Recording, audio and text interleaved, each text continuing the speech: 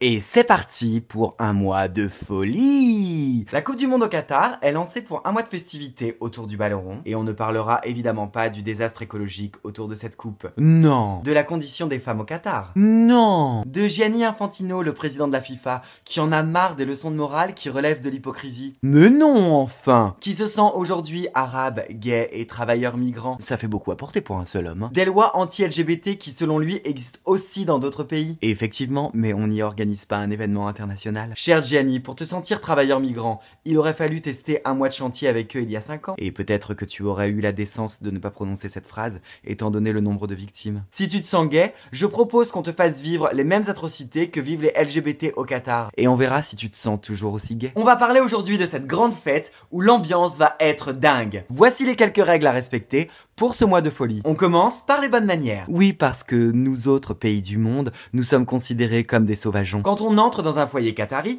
on salue en premier les personnes âgées qui ont un statut supérieur. On salue de loin, mais de très très loin. Cette chose qu'on appelle vulgairement dans notre civilisation femme. On ne sait jamais, des fois qu'elle nous tente à l'activité sexuelle la bougresse. On boit le thé de la main droite. On ne fixe pas un qatari dans les yeux, c'est considéré comme malpoli. On ne croise pas non plus les jambes, c'est une insulte. Tout ça est adressé aux hommes évidemment, hein. La femme doit errer quelque part dans un placard. Quand on leur donne l'autorisation de sortir, les femmes ont leur propre file d'attente. La consommation d'alcool est interdite aux abords des stades, mais autorisée juste avant le match dans les fan zones. Pour la modique somme de 17 € la pinte. Désolé les gars, c'est le Qatar, pas le RC Lens. Les gestes d'affection sont autorisés, mais très désagréables à voir.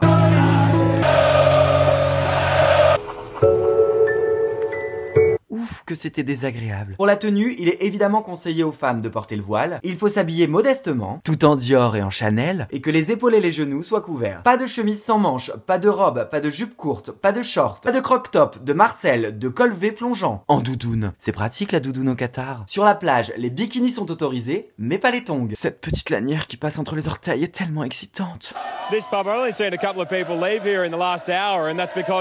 Contrairement à ce que dit Monsieur Macron, j'espère que cette Coupe du Monde sera politisée, que les supporters vont se lever face à toute cette hypocrisie, face à la langue de bois des institutions et des politiques. Allez les gars, faites-moi rêver et montrez-moi qu'il reste encore un soupçon de neurones dans le milieu du football. J'avoue, c'est pas gagné, mais on peut toujours tenter. Allez, la vie est belle.